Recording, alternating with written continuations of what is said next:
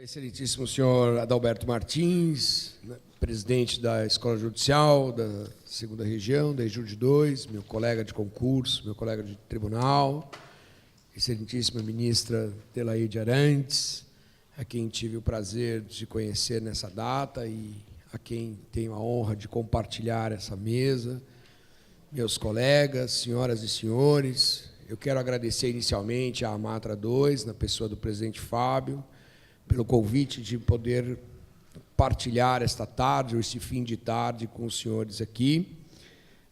Logo perceberão que foi um erro que ele cometeu, mas até aí eu já consegui estar aqui. E eu gostaria de parabenizar a todos, porque numa sexta-feira, às 5h30 da tarde, o auditório ainda cheio, mostra que, de fato, o tema instiga reflexões, não é? Mas não me iludo que estão todos aqui esperando a fala da ministra Adelaide. Enfim, a ideia é estar aqui com os senhores, despido de qualquer condição de magistrado ou de professor. A ideia é estar aqui compartilhando com os senhores algumas reflexões sobre a chamada reforma trabalhista, a Lei 13.467 de 2017.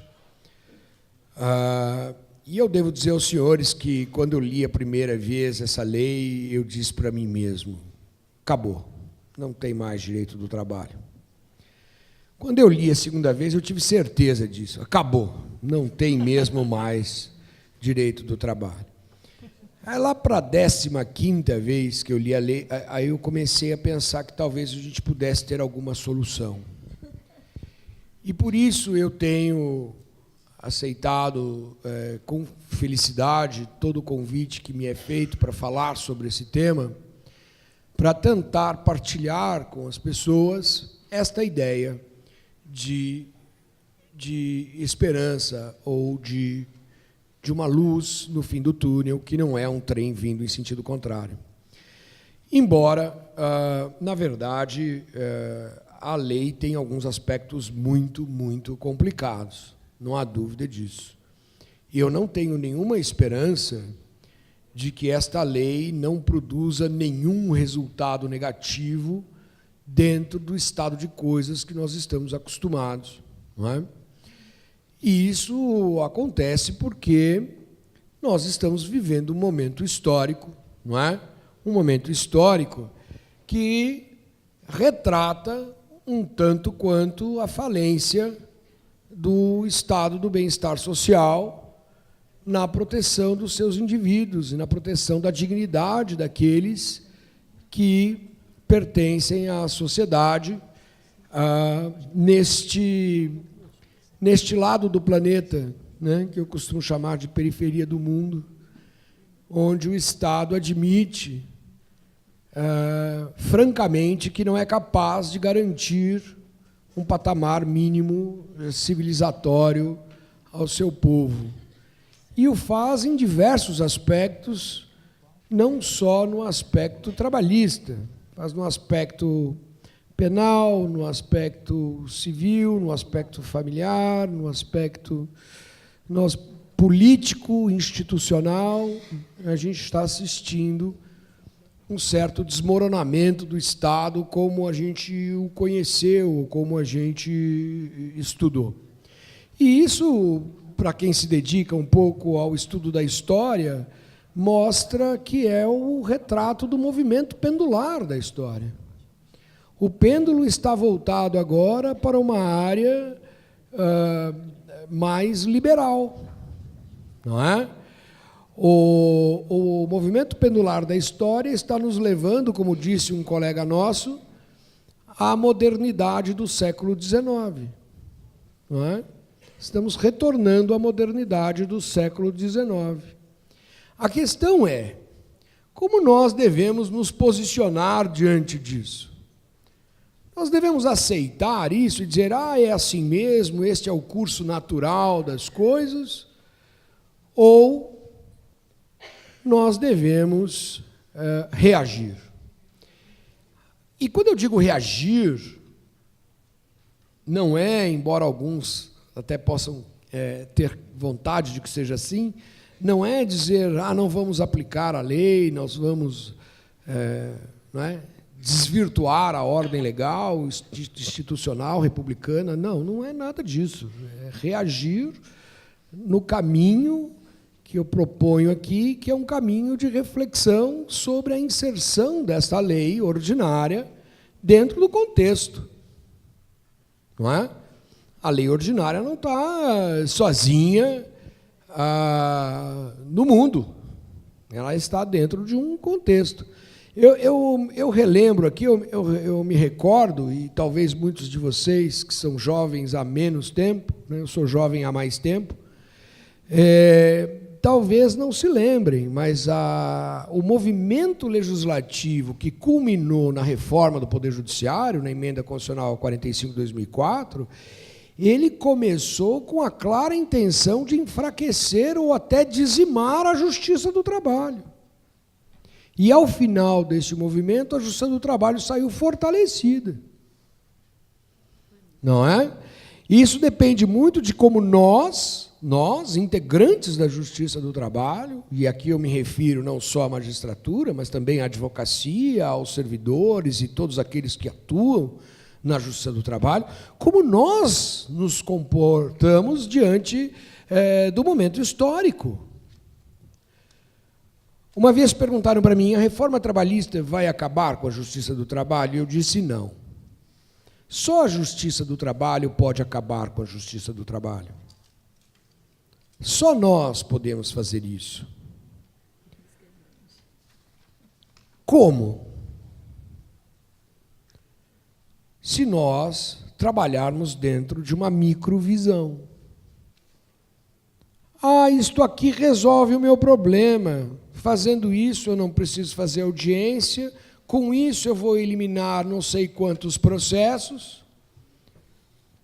Eu recordo uma vez eu conversando com alguns colegas, eu dizendo assim, olha, a prescrição intercorrente não é tudo isso, não. Porque está dito lá que só tem prescrição intercorrente quando está dito na lei, quando o exequente deixar de determinar, de cumprir a determinação judicial. Então, basta que o magistrado dê a determinação judicial ao executado. E isso não é invenção minha. O artigo 774 do CPC diz que quem tem que dizer onde estão os bens passíveis de penhora é o executado, é o devedor, não é o credor. Está no CPC, e já estava no CPC anterior, no artigo 600 do CPC de 73, isso não é com novidade. Não é o credor que tem que dizer onde estão os bens, é o devedor, então basta que o juiz intime o devedor para dizer onde estão os bens, pronto, não tem mais prescrição intercorrente. Aí eu ouvi, mas aí, Antero, você está pregando no deserto, porque a gente quer a prescrição intercorrente. E aí eu disse, puxa vida, de fato, a prescrição intercorrente vai tirar alguns processos do acervo da sua unidade judiciária, ou de uma determinada unidade judiciária, vai. Mas é o reconhecimento oficial da nossa incompetência em fazer valer a prestação jurisdicional. E, por via de consequência, uma redução substancial na própria importância da tutela jurisdicional. A macrovisão é a preservação da importância da Justiça do Trabalho como instrumento de equilíbrio num conflito que cruzou todo o século XX, né, da história da humanidade, Ocidente versus Oriente, azul versus vermelho, capitalismo versus comunismo, um conflito de capital e trabalho que é, na sua essência, desproporcional. Essa é a importância da instituição. É uma forma de se assegurar que não venha ou que não tenha barbárie. Mas se nós trabalharmos na microvisão, nós somos, sim, capazes de destruir a Justiça do Trabalho. Mas não será o legislador, não será a lei. Será a interpretação que a gente der. Então, eu nem me preparei para falar sobre isso, mas conversávamos ali, antes de eu aqui subir, sobre a questão da homologação do acordo. Com o fim da homologação da rescisão contratual, é natural que se busque a Justiça do Trabalho para substituir esta homologação com a homologação judicial. Virá uma demanda nesse sentido. O que o magistrado vai fazer? Ele vai cuidar de fazer homologações cartoriais, dizer para o reclamante comparecer na secretaria e dizer se concorda e aí homologa? Olha, se fizer isso, dá menos trabalho, mas tem trabalho para sempre, porque o seu trabalho vai ser para sempre o órgão homologador de rescisão contratual. Agora, se o magistrado disser, não, eu agora no começo eu vou ter um pouco mais de trabalho, mas eu vou marcar audiência em tudo. Eu vou ouvir a parte, eu vou restringir a quitação às verbas e valores que foram pagos. Logo, os fraudadores desistem de vir à Justiça do Trabalho e homologar a rescisão aqui. Então, quem é que vai aumentar ou diminuir a importância da Justiça do Trabalho, se não a própria Justiça do Trabalho? Se vamos reagir, a força da reação vem com o conhecimento, vem com o estudo.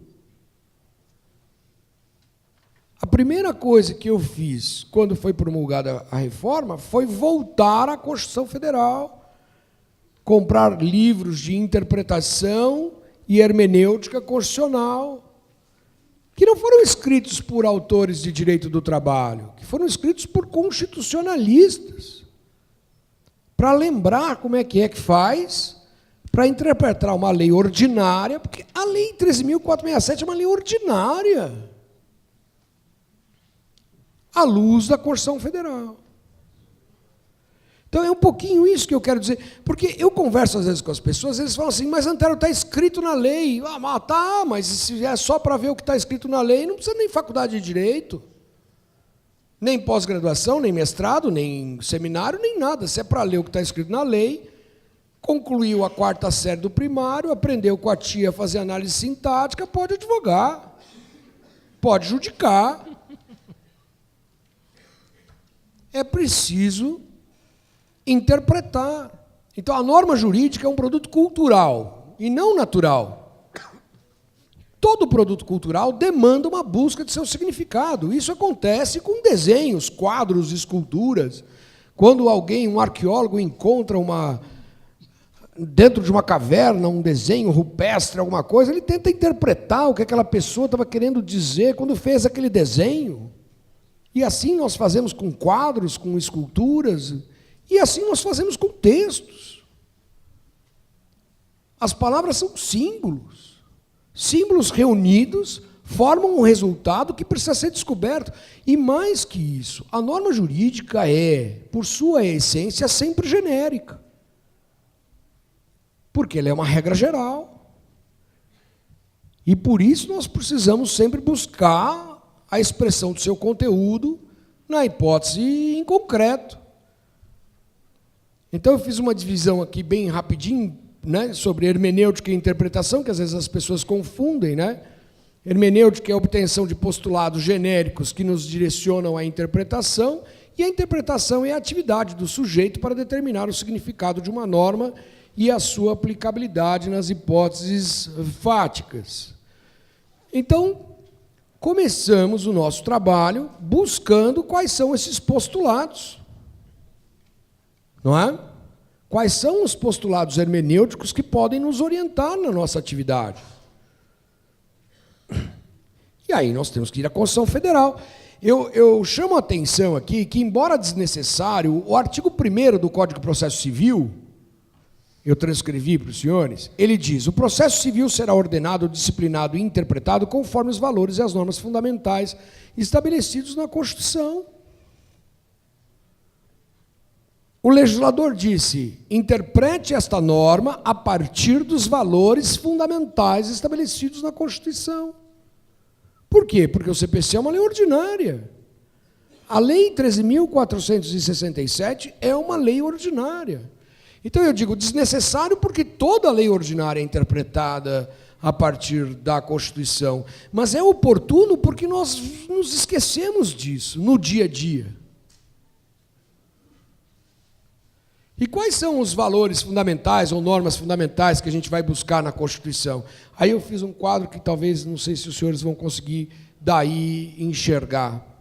Mas nós temos, a Constituição estabelece alguns postulados. Né? Além do artigo 1º, que diz que o Brasil é um Estado democrático de direito, e daí a gente pode tirar muitas máximas, o artigo 3º dá o fundamento político da República, o 5º as garantias individuais, o 7º as garantias trabalhistas, o 170 os fundamentos da ordem econômica, o 193 os fundamentos da ordem social.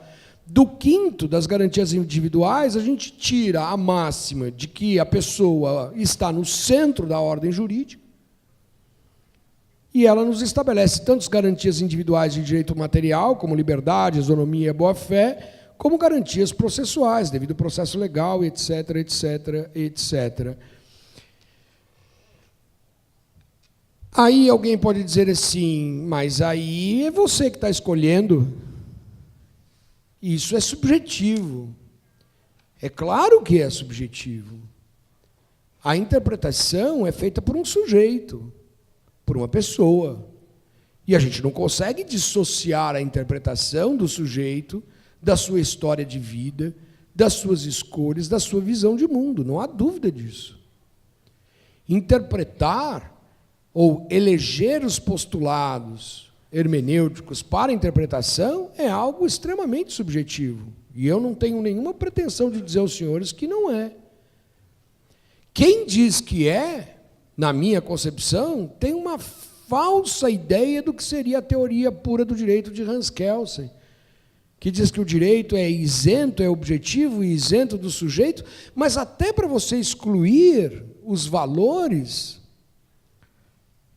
da aplicação do direito, isso também é uma escolha. Você também escolhe não valorar o direito. E o próprio Hans Kelsen diz isso na sua obra. É preciso escolher as premissas para depois aplicar. Eu escolho estas, como se o direito pudesse ser matemático. E se um dia a interpretação da norma puder ser feita desta forma, então não precisamos mais de juízes. Descubra-se lá um algoritmo qualquer e ele vai sempre dizer o que significa a norma. Então, a ideia é exatamente isso, eleger esses postulados. O que eu trouxe aqui para vocês? Artigo 1º, Fundamento da República, valores sociais do trabalho e livre iniciativa. Artigo 3º, objetivo político da República, fundamental, erradicar a pobreza, reduzir desigualdades sociais. Eu repeti aqui, não sei porquê. Artigo 5º, garantir a inviolabilidade do direito à vida, liberdade, igualdade. 6º, saúde. Gente, quando a gente olha na reforma, parece que o artigo 6º não existe na Constituição. São direitos sociais a educação, a saúde, a alimentação, o trabalho. Artigo 7º, com o princípio do não retrocesso social, daqui a pouco eu falo um pouquinho mais. São direitos dos trabalhadores urbanos e rurais, além de outros que visem a melhoria de sua condição social. 170, a ordem econômica fundada na valorização do trabalho humano, na livre iniciativa, tem, por fim, assegurar existência digna e justiça social. Tem como fundamento a função social da propriedade, a redução da desigualdade, e a ordem social tem como base o primado do trabalho, o bem-estar das justiças sociais. O que nós podemos extrair desses postulados constitucionais? Que o ordenamento jurídico infraconstitucional não pode contrariar essas diretrizes. Por exemplo, ordem econômica. Eu não posso estabelecer uma ordem econômica fundada na precarização do trabalho, porque a Constituição diz que a ordem econômica é fundada na valorização do trabalho.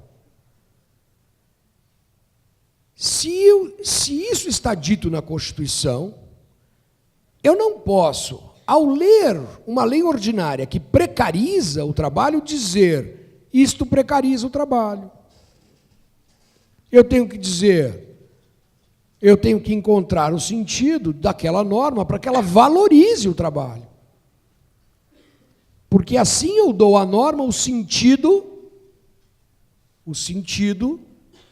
que ela deve ter à luz da Constituição Federal.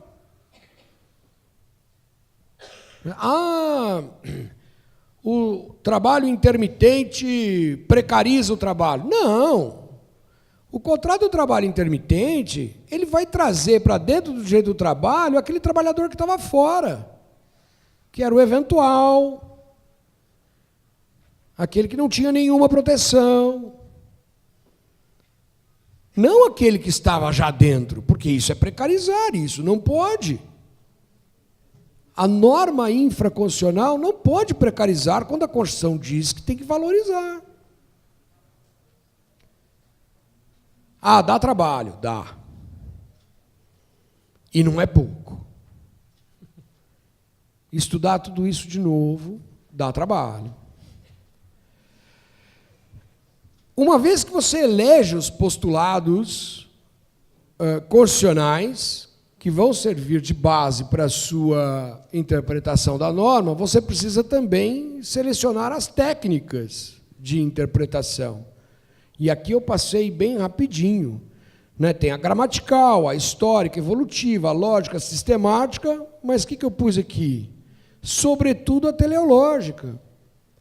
Porque o artigo 5º da Lei de Introdução às Normas do Direito Brasileiro, a antiga LIC, eu aprendi como LIC, nem consigo falar essa LINDB,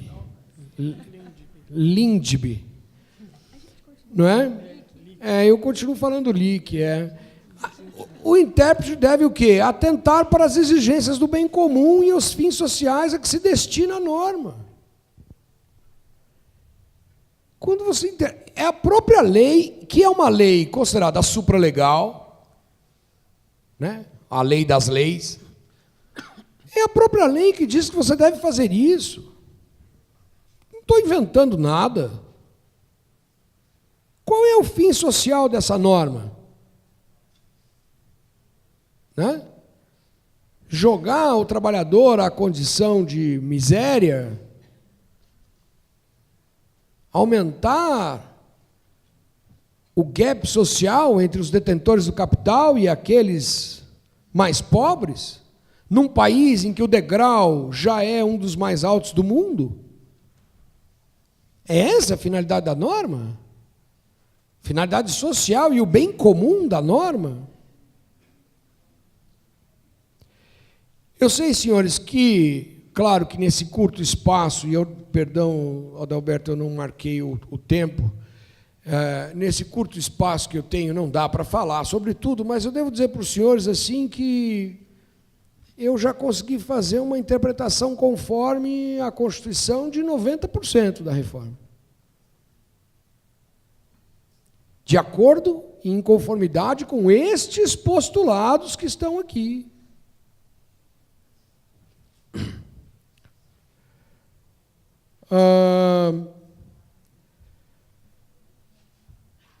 Então, a primeira proposta que eu queria colocar para os senhores, e talvez os senhores não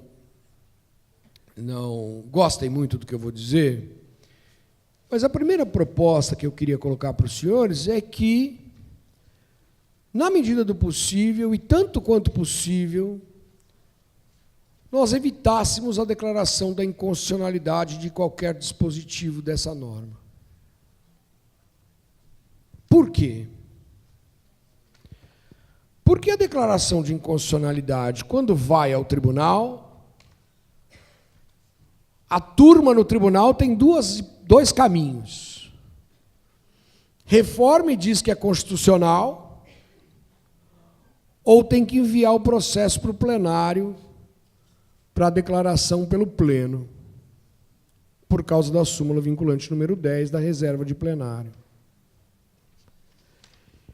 E o que acontece se isto acontecer? O pleno do tribunal, ou um tribunal do tamanho do de São Paulo, declarando a inconstitucionalidade de um dispositivo da reforma. Nós vamos criar uma autobahn, sabe aquela estrada alemã, né, que se vai a 300 e tantos quilômetros por hora, para que essa matéria seja imediatamente discutida numa reclamação qualquer, com uma medida cautelar qualquer, na reclamação qualquer, com efeito erga omnes, no momento em que tudo isso ainda está muito imaturo, no momento em que o cenário nacional talvez não esteja tão favorável à justiça do trabalho e ao direito dos trabalhadores. Provocar uma decisão desta magnitude, com efeito erga omnes, muito cedo, pode ser muito perigoso. Não é? Vejam como exemplo, eu não tenho nenhuma dúvida de que o dispositivo que manda o beneficiário da justiça gratuita pagar qualquer coisa é inconstitucional. Na medida em que o artigo 5º, inciso 74, diz que o Estado garantirá a assistência judiciária integral e gratuita a quem comprovar insuficiência de recursos. Ora, integral, para mim, não tem outro sentido que não seja tudo. E gratuita, para mim, não tem outro sentido que não seja não pagar nada. Mas qual o risco que nós corremos com a ARDI 5766, que foi proposta pela PGR? O risco é o Supremo Tribunal Federal julgar dizendo que é constitucional e ponto. Agora a decisão tem eficácia erga omnes e a gente não teve tempo nem de trabalhar uma interpretação conforme. Então, qual que é a proposta? Vamos fazer a interpretação conforme. Além disso, e eu não vou aprofundar muito, nós temos a questão principiológica. Tem uma fala do Miguel Reale, nesse livro Lições Preliminares de Direito, que eu gosto muito e sempre uso, que é: os princípios são as verdades fundantes de um sistema de conhecimento. Embora a verdade seja uma expressão extremamente ambígua, aqui ele coloca que os princípios, as verdades, ou as assertivas, para quem não gostar da expressão verdade, elas sustentam a própria ciência, como acontece com os pilares de um edifício ou com as raízes de uma árvore.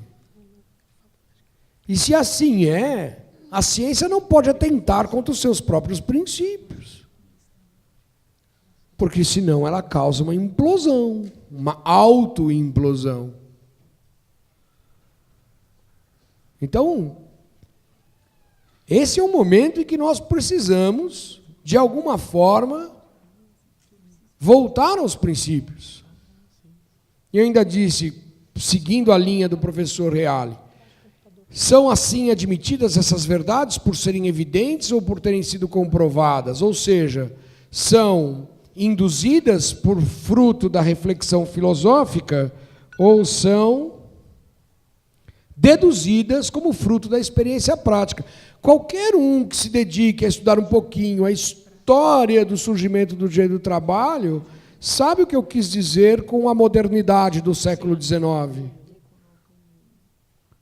Quando o colega disse que esta reforma nos leva à modernidade do século XIX, ela nos remete à situação histórica, social, precursora do surgimento do próprio direito do trabalho. Portanto, a hipossuficiência do trabalhador não é uma bobagem. A hipossuficiência do trabalhador é uma verdade ou uma assertiva fruto de uma experiência histórica dolorida para a humanidade. Eu não escrevi aqui, não tenho agora em mente o nome do autor italiano que disse: quando você pegar o código de trabalho de um país, pegue-o com respeito, porque ele foi escrito com sangue. Com sangue.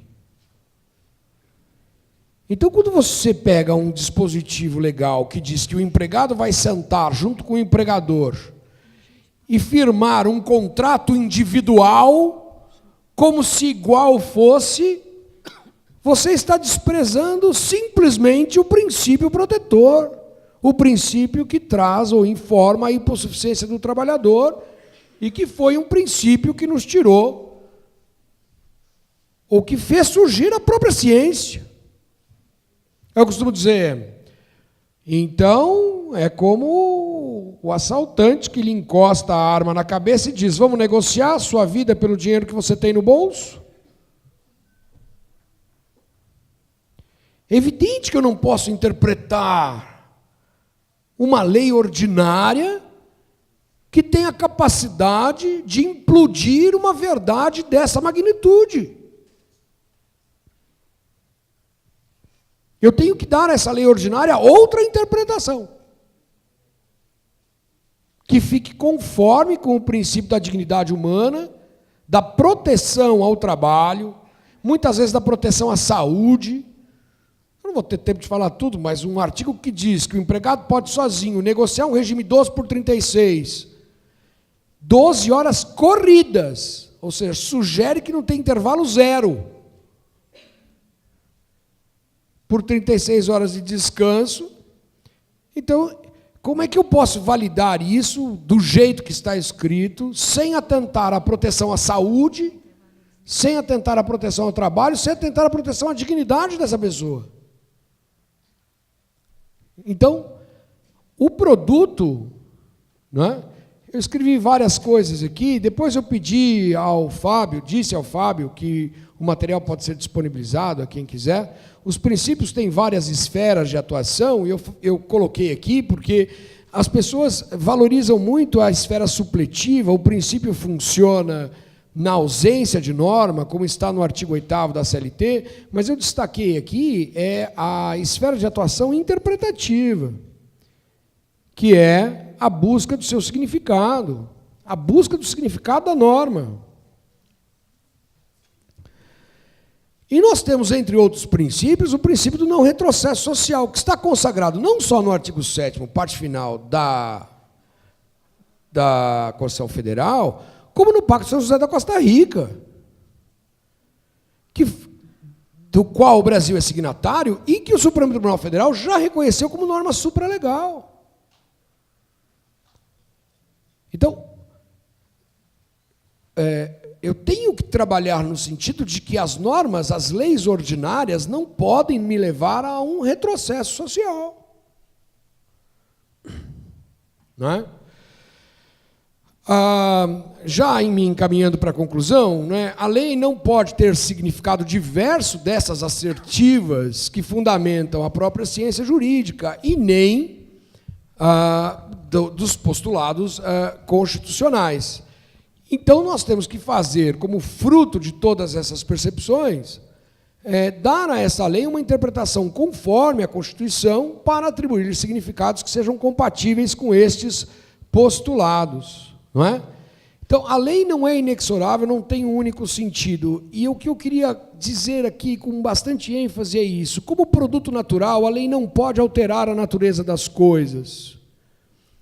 Quando eu li o parágrafo único do artigo 611b, eu transcrevi para os senhores: regras sobre duração de trabalho e intervalos não são consideradas como norma de saúde, higiene e segurança do trabalho para fins dos expostos nesse artigo.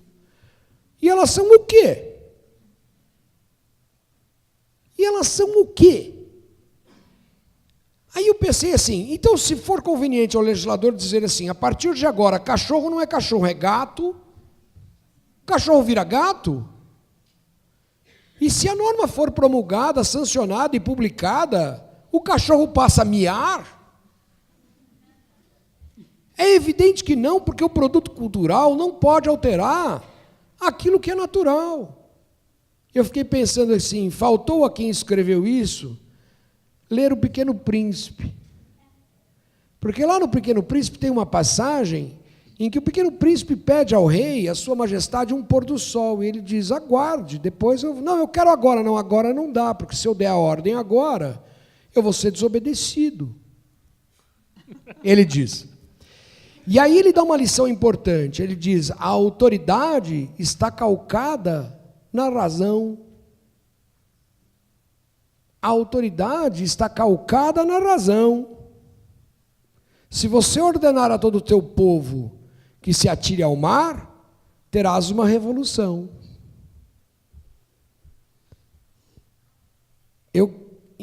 Invocando essa lembrança, eu quero dizer isso. O legislador não pode escrever que a proteção à duração de trabalho não é uma norma de saúde, higiene e segurança do trabalho, porque ela é. Ela surge com esta finalidade. Ela está retratada na Convenção número 1 da OIT, quase centenária, que é de 1919. Há quase 100 anos se diz que é preciso proteger a saúde do trabalhador através da redução de jornada. Aí as pessoas não sabem por que nós somos o campeão mundial de acidentes de trabalho. Por que somos? Porque não atentamos para o fato de que a duração da jornada é norma de cunho biológico. Para finalizar, eu acho que eu tenho mais só 2 minutinhos, eu trouxe vários exemplos, mas eu queria tratar de um deles, que é exatamente o exemplo, aquilo que foi objeto da ADI 5766, que eu não teria arguído a inconstitucionalidade. Ora, quando a lei diz aqui que o trabalhador beneficiário da justiça gratuita pagará os honorários quando ele tiver proveito econômico com a ação, não é isso que a lei diz? Sejam os honorários periciais ou os advocatícios. Como é que nós vamos entender? Eu sei o que ele quis dizer. Ele quis dizer isso aqui, ó, empregado recebeu R$2.000 de vale-refeição, foi condenado a R$1.500 de honorários periciais, paga os honorários. 2.000 é suficiente para pagar 1.500. Mas se eu interpretar assim, eu estou mandando que aquele que é pobre pague. E se o pobre paga, eu estou violando a Constituição.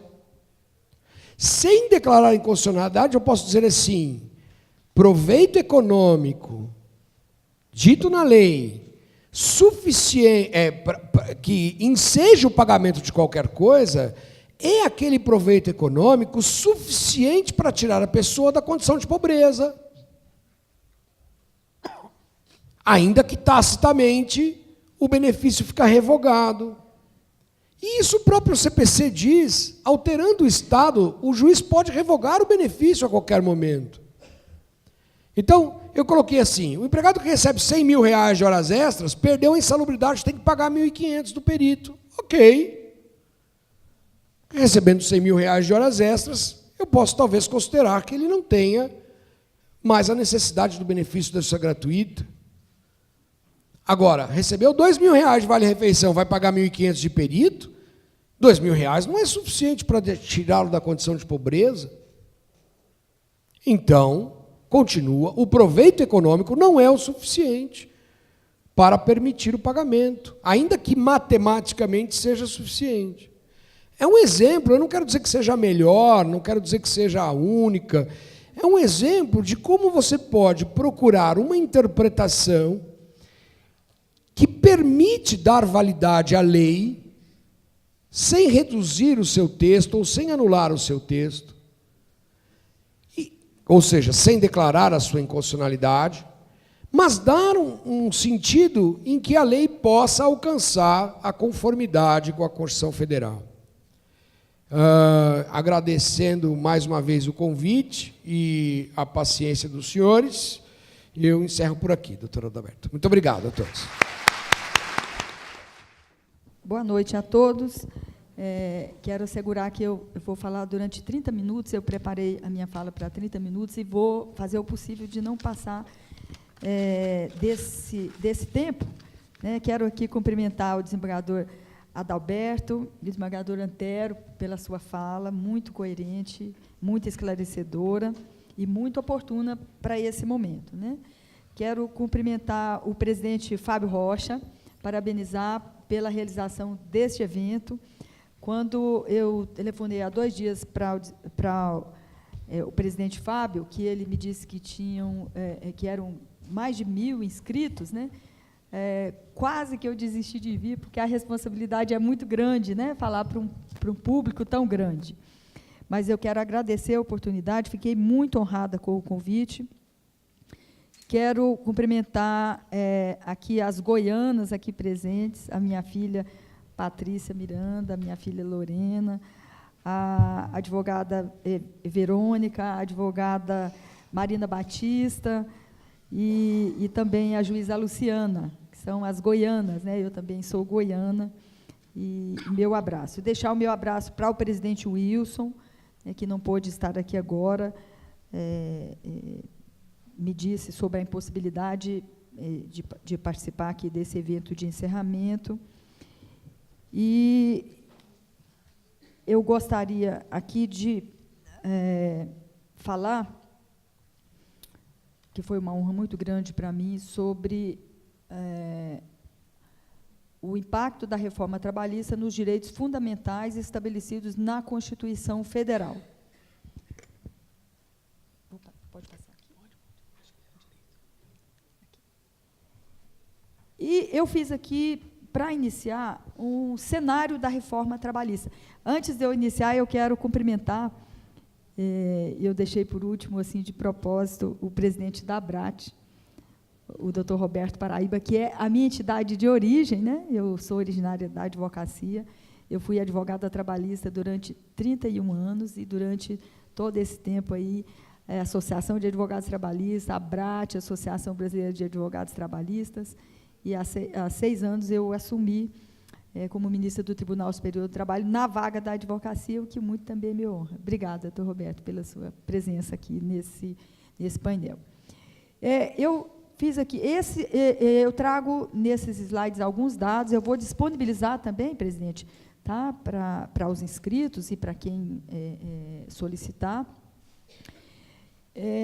Eu falo primeiro sobre o cenário da reforma trabalhista, que é a Lei Ordinária 13.467/17, descontraindo um pouco, Lei Ordinária, que o de ordinária tem tudo, né? Ela foi aprovada no Senado em 11 de julho de 2017, a sanção e promulgação no dia 13, e a vigência prevista a partir de 11/7. Creio que é a lei campeã de tempo, né? Tanto de tempo de discussão, quanto de aprovação, promulgação, sanção. Nós temos hoje a ADI 5766 no Supremo Tribunal Federal, em que é relator o ministro Barroso. E eu achei interessante, eu elenco aí os artigos, alguns argumentos do Procurador da República na petição inicial dele. Ele diz: a Lei 13.467 inseriu 96 dispositivos da CLT com intensa desregulamentação da proteção social do trabalho e redução de direitos materiais dos trabalhadores, na contramão dos movimentos democráticos. Isso nós falamos, né? Mas isso consta da petição inicial dele. E para justificar o pedido liminar, ele afirma: prejuízos irreparáveis à população pobre, carecedora de acesso à jurisdição trabalhista, colocada em condição de fragilidade para os riscos da ação trabalhista. Essas afirmações dele constam em notícias publicadas no site do Supremo Tribunal Federal. Achei interessante, porque confirma, né, o que a gente vem afirmando. E um pouco sobre o projeto da reforma, que é o PLC 38, mudanças profundas no direito e no processo do trabalho, pelo menos esse foi o objetivo, né? Proposição era de 20 artigos, o relatório do deputado Rogério Marinho, mais de 100 disposições da CLT, e contra essa tramitação apressada, o projeto foi encaminhado pelo governo, se não me engano, em dezembro de 2016, né? A tradição brasileira para a alteração legislativa, o CPC de 2015, ele foi discutido durante 5 anos, e o Código Civil de 2002 durante 27 anos. E não houve o amplo debate no mundo do trabalho, contrariamente à nossa Constituição Federal e à Convenção 144 da OIT. O Ministério Público do Trabalho editou 8 notas técnicas, que eu recomendo, que são muito importantes, e uma delas fala sobre essa contrariedade à Convenção da OIT, e a OIT, em resposta ao Ministério Público, ela confirma que realmente essa norma foi contrariada, porque, de acordo com a Convenção 144, todas as alterações legislativas no mundo do trabalho precisam passar por uma ampla discussão, e isso não aconteceu em relação à reforma. E tem uma matéria que eu trago aqui depois, inclusive o link da matéria, notícias de lobistas e associações empresariais que foram autoras de 1 em cada 3 emendas apresentadas por parlamentares na reforma trabalhista, protocoladas por 20 deputados, todos da base do governo atual, como se elaboradas em seus gabinetes. 52,4% dessas emendas foram incorporadas ao relatório do relator, Rogério Marinho, não, anterior, porque eu não terminei, ela ficou no final. E 850 emendas foram apresentadas por 82 deputados. Esse aí ficou, esse slide ele ficou suprimido. E os impactos da reforma trabalhista pode ser a redução do papel da Justiça do Trabalho, pelo menos ficou objetivado, desconstrução de direitos trabalhistas e sociais, fragilização da representação sindical, reflexos negativos nas condições de vida, trabalho, saúde e carreira, ampliação da desigualdade e exclusão social da população mais vulnerável. Nesse ponto da desigualdade, tem um ponto interessante que eu quero abordar aqui rapidamente. No mês de janeiro de 2017, durante o 18º Fórum Econômico Mundial, a diretora-geral do FMI, a Christine Lagarde, se dirigindo ao ministro da Fazenda, Henrique Meirelles, que antes havia feito uma fala e defendido as reformas do Brasil, a reforma trabalhista e a reforma previdenciária, Christine Lagarde, ela chama atenção para a desigualdade social no Brasil. E ela diz, a forte reação dos economistas que dizem que esse tipo de coisa não é problema deles. Inclusive, na minha própria instituição, que é o FMI, que tem sido convertida a aceitar a importância de estudar a desigualdade e promover políticas em resposta a ela. Lagarde, então, dirigiu-se a Meirelles. Na minha opinião, ministro, e o senhor indicou isso, quando há uma crise real, é realmente a hora de dizer quais políticas nós temos, o que mais nós podemos fazer, que tipo de medidas nós podemos tomar para reduzir a desigualdade. Então, esse é um ponto interessante que eu queria abordar aqui, quando o tema é desigualdade. E objetivos de aprofundamento, desregulamentação do direito do trabalho e ataques à Justiça do Trabalho, ao Ministério Público do Trabalho e ao Ministério do Trabalho. E eu quero chamar a atenção para os reais objetivos do mercado com relação à desregulamentação, que apenas iniciou com o projeto de reforma trabalhista. Foi um artigo que foi publicado no 16º Congresso do Agronegócio, que realizou em São Paulo no dia 7 de agosto. Logo em seguida, a aprovação e a promulgação da lei. E nesse artigo, que eu trago, inclusive, no slide o link, ele não está mostrando, mas no link, se os senhores interessarem, eu trago, inclusive, o link dessa matéria, nós podemos perceber qual é a real intenção do mercado. E eu digo isso, não é nem porque naquele evento trataram com muito desprezo a Justiça do Trabalho, os juízes do trabalho, os procuradores do trabalho.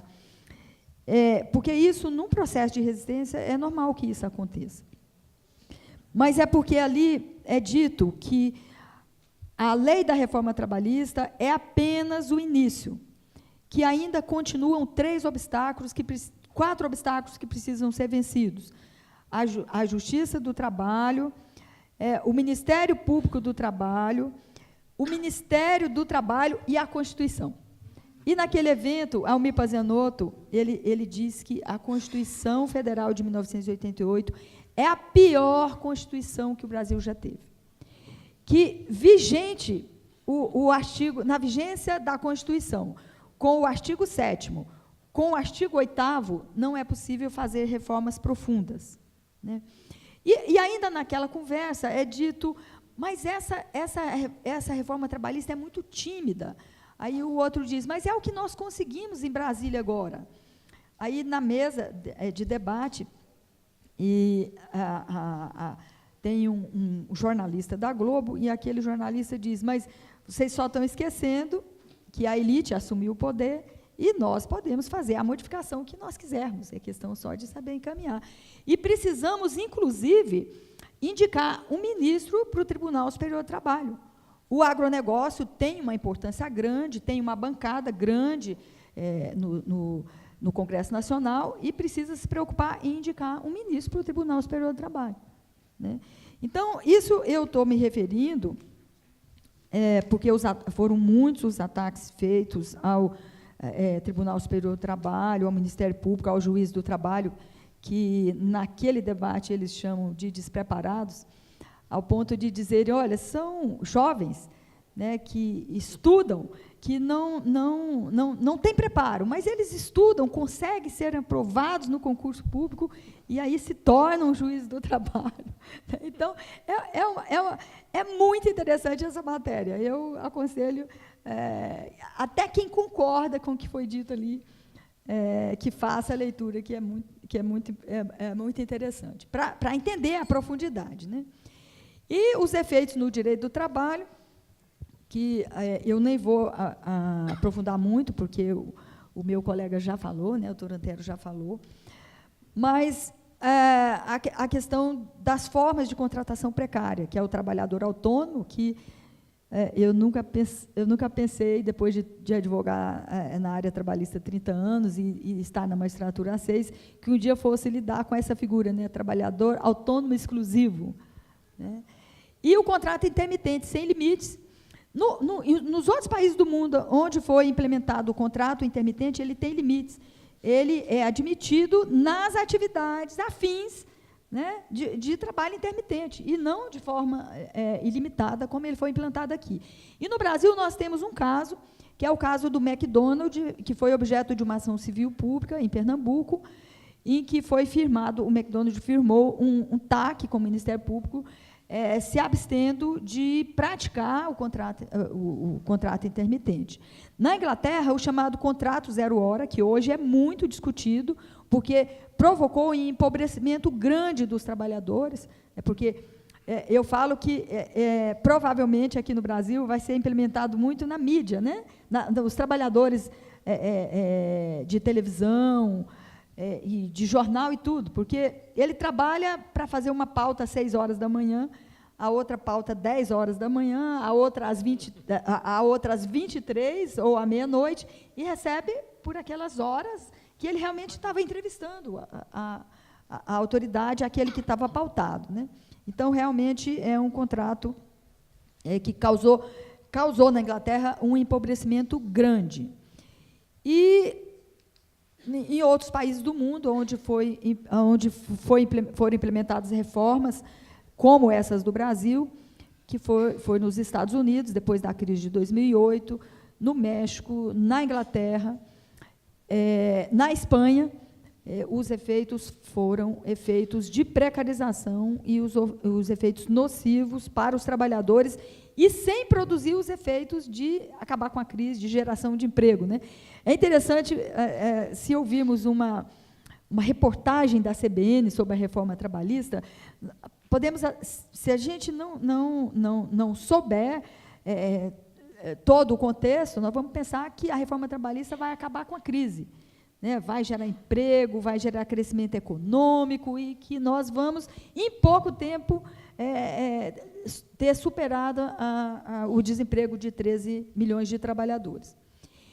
E a questão da lei ordinária na legislação trabalhista. Eu tenho dito isso, participei de uma audiência pública no Senado Federal nesta segunda-feira, juntamente com a professora Gabriela, com a Abrat, que é o Luiz Carlos Moro, né, que estava na mesa, o procurador do trabalho, o doutor Helder, e um representante da ALAU. E eu tenho sempre dito isto: a legislação trabalhista não é a lei da reforma trabalhista, né? A legislação trabalhista, ela é composta dos tratados e normas internacionais, das convenções da OIT. Nós temos aí, eu trago listados aí as 8 convenções fundamentais de direitos mínimos aplicáveis ao trabalhador. E os outros ramos do direito que dialogam com o direito do trabalho, né, que é o direito civil, o direito do consumidor, né, o direito comercial, né, todos os ramos do direito, eu falo aqui exemplificativamente, e a Constituição Federal, artigos 1º, artigo 7º, artigo 8º, artigo 170, e sobre a Constituição também não vou deter muito, porque o doutor Antero também já falou, né, sobre a proteção da dignidade da pessoa humana, a valorização do trabalho e a consolidação das leis do trabalho, né, que ela continua a existir. Os princípios da proteção, da vedação ao retrocesso, da progressividade social, da boa-fé objetiva. E aí a grande mídia está dizendo que os juízes estão se reunindo para encontrar uma forma de não aplicar a lei da reforma trabalhista. E nós somos testemunhas que não é isso, né? O que nós estamos discutindo é que a Lei Ordinária 13.467, ela tem o seu lugar, ela tem o seu espaço, mas nesse contexto, e não para ser aplicada isoladamente, né? Esses dias teve uma conversa rápida lá no Tribunal Superior do Trabalho, em que um colega dizia: pois é por causa dessas coisas que a senhora está falando aí, falou no Senado, é que a Justiça do Trabalho vai acabar tendo a sua verba orçamentária reduzida, né? Eu falei: olha, mas não é isso, não é assim que se interpreta uma lei ordinária, no contexto onde ela está inserida, né? Isso é verdade, mas fica falando, acaba influenciando, e nesse momento que nós estamos lidando com corte orçamentário, né, bem que a senhora podia não falar isso, né? Não disseram, mas é o que fica subentendido, né? E uma situação que é peculiar do Brasil, que eu quero abordar rapidamente, que o nosso ordenamento jurídico ele não contempla proteção contra a despedida imotivada. O inciso 1 do artigo 7º, ele não foi regulamentado, e a Convenção 158 foi denunciada depois de ter sido ratificada. Nos outros países do mundo, onde foram implementadas reformas, praticamente todos eles, os trabalhadores têm garantia contra a despedida imotivada. E nós temos dificuldade de conscientização da sociedade sobre os mitos, né, de que a lei vai resolver tudo, de que a CLT é velha, de que a Justiça do Trabalho protege o trabalhador. Por quê que nós temos essa dificuldade? Em razão do poder da grande mídia e da elite empresarial, que diz o contrário, e dificulta, né, a formação da consciência crítica da sociedade, dos trabalhadores e dos próprios empregadores, né? Uma pesquisa brasileira de mídia, que foi feita em 2016 e publicada no início de 2017, na própria SECOM do governo federal, dá conta de que o povo brasileiro, hoje 207 milhões, né, de brasileiros, 83% se informam apenas através da TV e 71% através da TV Globo. Isso significa que nós estamos falando aqui para um público de 300, 400, 800 mil pessoas, e daqui a pouco o Bonner fala para 60 milhões. Né? Então, realmente, é uma situação bastante complexa do ponto de vista de esclarecimentos. Né? E eu quero fazer aqui um rápido resgate histórico, que os ataques ao direito do trabalho, os ataques à justiça do trabalho, eles não começaram agora. Nós tivemos, no final da década de 90, um movimento para acabar com o TST, acabar com a justiça do trabalho. Alguns aqui estão lembrados, outros podem ainda não lembrar desse acontecido.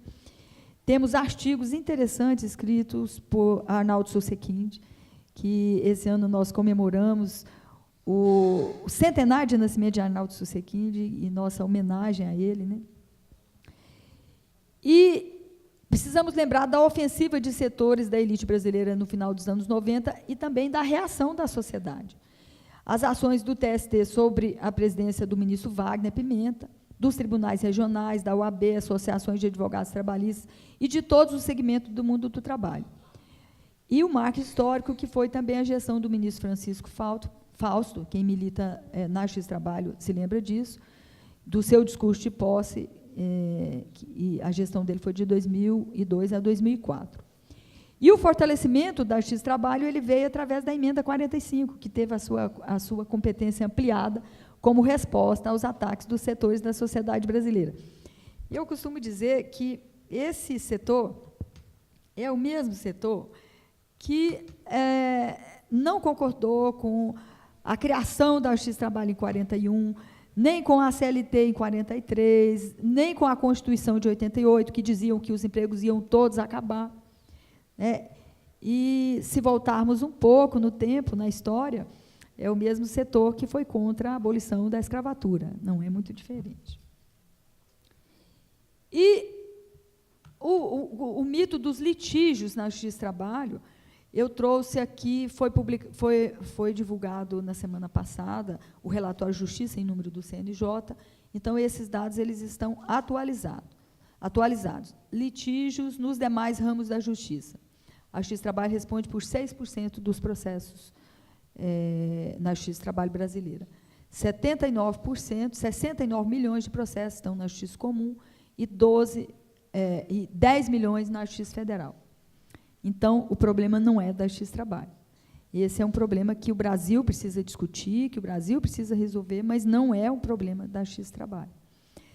E a inadimplência e temas mais demandados, rescisão de contrato de trabalho, indenização por dano moral, remuneração, salário, rescisão de contrato. Também no relatório de Justiça em Números. Eu participei de um evento na Universidade de Oxford, em que participavam da mesa o ex-presidente do Banco Itaú, Roberto Setúbal, e que ele, como palestrante, era a mesma mesa, ele disse, eu não li ainda o projeto de reforma, naquela época, isso foi em maio, né, era o projeto, mas eu sou favorável. E ele falou vários pontos, porque ele era favorável, e tem um ponto que ele falou que eu achei assim, bastante interessante, que ele diz o seguinte, a legislação trabalhista coloca, isso foi um artigo publicado na época daquele evento, a legislação trabalhista coloca um encargo exagerado nas empresas brasileiras. Criou uma série de problemas muito grandes. O passivo trabalhista virou um inferno. A CLT vai de encontro ao crescimento econômico que passa por ganhos de escala de produtividade. Em função disso, temos uma série de problemas, ou seja, a Justiça do Trabalho, o direito do trabalho, é culpada por tudo, né? A vida deles virou um inferno completo. E como eu havia falado antes dele, e eu coloquei esses dados dos maiores demandantes, porque o sistema financeiro nacional, incluindo o Banco Itaú, o Bradesco, eles estão entre os 5 maiores demandantes. E aí ele respondeu que realmente eles não conseguem cumprir, porque a CLT cria tantos direitos, são tantos direitos, que realmente nem a União, nem o sistema financeiro, ninguém consegue cumprir, por isso eles estão entre os 5 maiores demandantes na Justiça do Trabalho. Finalizando a minha fala, eu coloco uma parte do discurso de Getúlio Vargas, quando dá a instalação da Justiça do Trabalho em 1º de maio de 41. E coloco com muito orgulho, porque os próprios ataques à Justiça do Trabalho dão conta de que conseguimos cumprir a missão que nos foi dada, né? Diz ele em seu discurso: a Justiça do Trabalho, que declaro instalada nesse histórico 1º de maio, tem essa missão. Cumpre-lhe defender de todos os perigos nossa modelar legislação social trabalhista, aprimorá-la pela jurisprudência coerente e pela retidão e firmeza das sentenças. Eu leio até aí, porque eu não decorei a fala dele, e aí fez aqui uma sobreposição, mas considero de grande importância, né, nós sabermos que, em meio aos ataques, a Justiça do Trabalho tem conseguido cumprir a nossa missão. E, aproveitando aqui a presença do meu líder, Dr. Roberto Paraíba, presidente da ABRAT, o papel muito importante da advocacia nesse momento, porque a forma como a lei da reforma trabalhista irá ingressar no cenário trabalhista, no mundo do trabalho, a partir de 11 de novembro, vai depender muito de nós, vai depender muito dos advogados trabalhistas, dos juízes do trabalho, dos trabalhadores, das entidades sindicais, da sociedade brasileira. Como magistrada, eu não estou pregando que a lei não seja aplicada. Eu estou pregando que ela seja aplicada em seu devido lugar em que ela precisa figurar. Um grande abraço a todos vocês e muito obrigada pela oportunidade.